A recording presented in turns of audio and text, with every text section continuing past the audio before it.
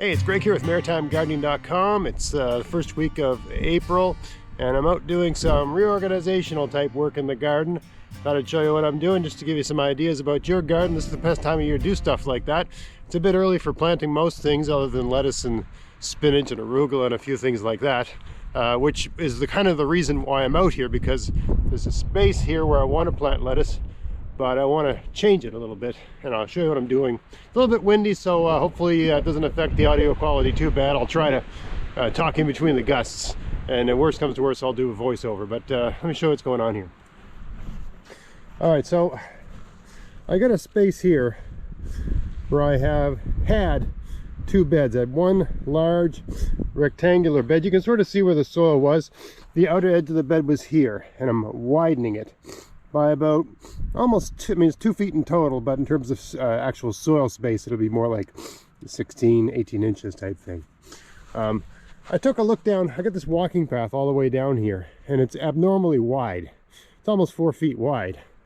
And really, you need enough space to kneel perpendicular, which for me is basically, you know, you kneel down and you put a fist in front of your knee and a fist behind your foot, and that's the width you need. That's the most width you need for a garden path. Any more than that, you're basically just wasting what could be garden bed space. So that's how wide that is, whereas the original width would have gone to there. Now it's going to go to there, because that's all the space I need to kneel and face that way, or vice versa. So what I'm doing here is just, I'm changing at a very small bed right here. It was maybe 7 feet wide and by 3 feet. It stopped right here. And so what I'm doing is extending that bed to make something shaped like this, a kind of rectangular bed, right? That'll go here.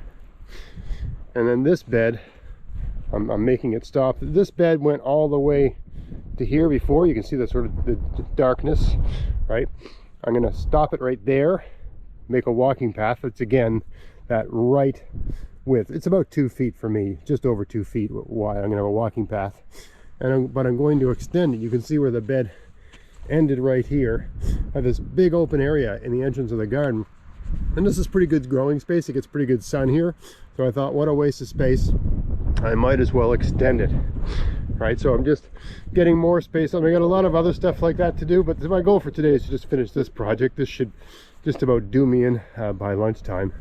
I gotta move the sand aside. For those that don't know, I use sand in my pathways.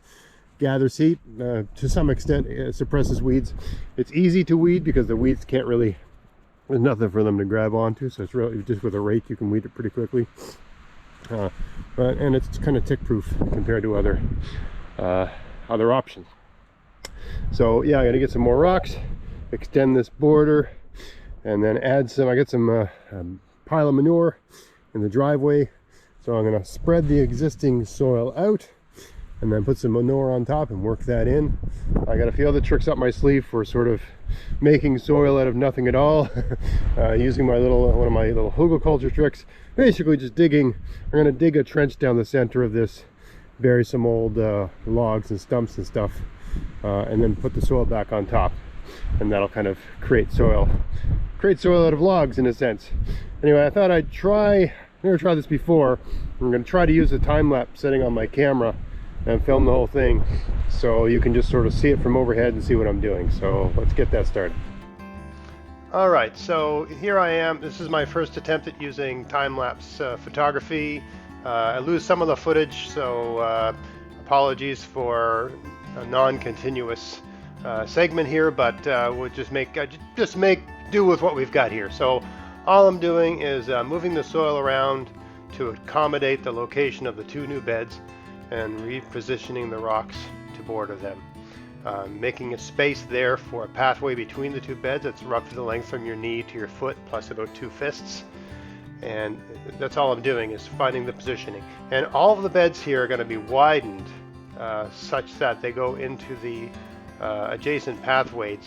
I'm going to have the same number of beds when I'm all done, but I'm going to have roughly the area of 2 additional beds when it's all done. So same number of beds, just less path, more growing space. Just making the best use of the space I've got.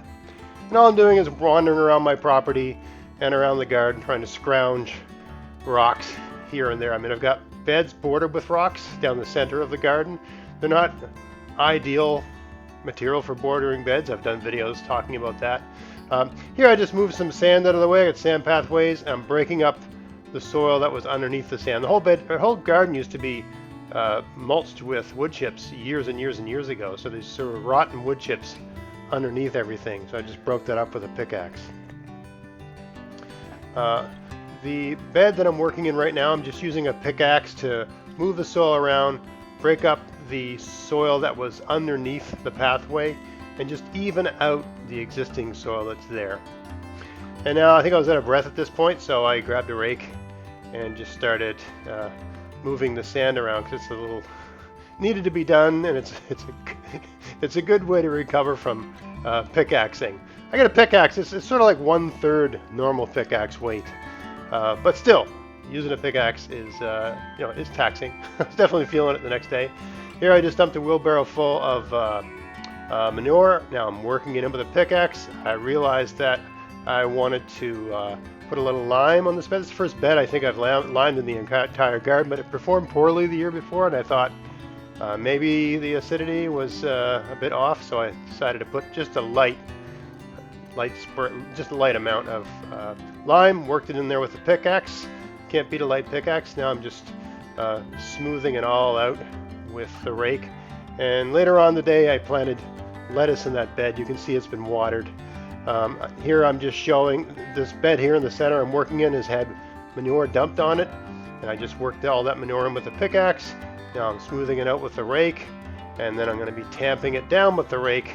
I mean, these are all things that can happen naturally over time, but it happens a lot quicker if you use a rake. Anyway, that's how I did it. I hope you found this video interesting. If you did, please like, share, subscribe. And until next time, get out there, get at it, have fun in your garden. Thanks for watching. Hey, do you like getting free shipping? Then go to Vessies.com to buy whatever you need for your garden this year and use my coupon code GAVS24 to get free shipping as long as there's a pack of seeds in the order and there's no oversized items. Check out the description box of this video for details. You can buy everything you need from Vessies. They have seeds, fruit bushes and trees, soil amendments, pest solutions, tools, clothing, and lots of other stuff too. So yeah, if you want to help support everything I'm doing here and you like free shipping, and they sell something you need, buy it from them, use my coupon code. Happy gardening!